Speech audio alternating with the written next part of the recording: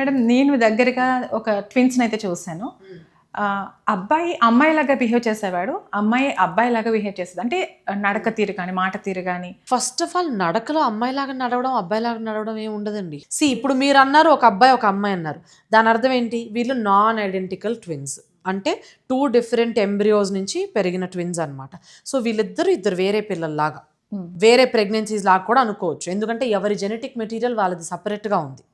So వీళ్ళు twins లాగా కాకుండా విడిగా పుట్టినా కూడా వాళ్ళు అలా ఉండుండొచ్చు. ఓకే. సో ఇప్పుడు కొందరు అమ్మాయిల్ని మనం చూస్తాం, what ever genetics they have inherited, కొంచెం బిల్డ్ బాగా ఉండొచ్చు అమ్మాయిలు, కొందరు బాయ్స్ లీన్గా ఉంటారు.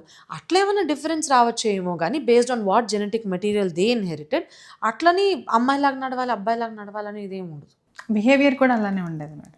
బిహేవియర్ అలా ఉందంటే మరి ఈ మధ్య వచ్చే పిల్లలు we are seeing so much of transgenders and ఇలాంటివి. అలానే ఉండేవారు వాళ్ళిద్దరు. This is a whole different topic అండి.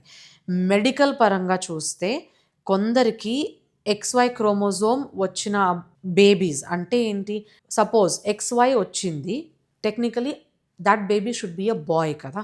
కొన్నిసార్లు ఏమవుతుందంటే there is something called as androgen insensitivity syndrome అనమాట. సో లోపల XY జీన్ వచ్చింది అంటే అబ్బాయిగా పుడతారు, టెస్టిస్ వస్తుంది, లోపల టెస్టోస్టెరాన్ వస్తుంది. కానీ వాళ్ళకి ఆండ్రోజన్ ఇన్సెన్సిటివిటీ అని ఒక ప్రాబ్లం ఉంటుంది, ఒక ఎంజైమ్లో ప్రాబ్లం ఉంటుంది అనమాట. అట్లాంటప్పుడు వాళ్ళకి టెస్టోస్టెరాన్ పని చేయదు ఒంట్లో. సో వాళ్ళకి ఏంటి, ఆ బాయ్ టైప్ బాడీ హ్యాబిటస్ రాదనమాట.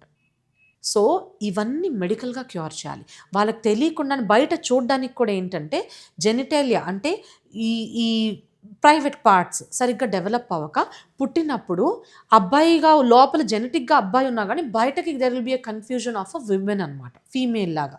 ఎందుకంటే ఇప్పుడు ఉమెన్ కొన్న జెనెటిక్ అంటే ప్రైవేట్ పార్ట్స్లో క్లైటోరిస్ అని ఒకటి ఉంటుంది, which is what is the penis for men.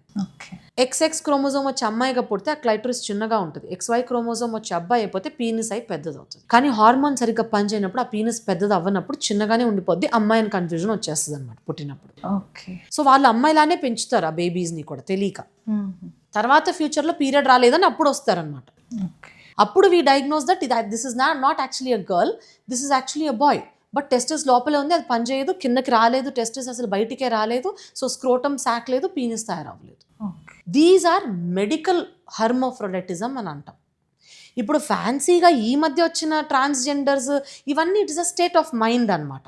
So even though they are genetically a boy, even phenotypically they are a boy, అంటే చూడ్డానికి కూడా బాయ్ లాగా ఉంటారు, but they like the girly things, like they like dressing up like a girl, they like doing the girly things. Ivi different anamata, ivi body lo em problem undadu, it is a state of a mind. Adanamata, that is a completely different thing. So what they say is we connect with this kind of a personality, and so whatever personality they mentally connect with, they develop themselves like that anamata.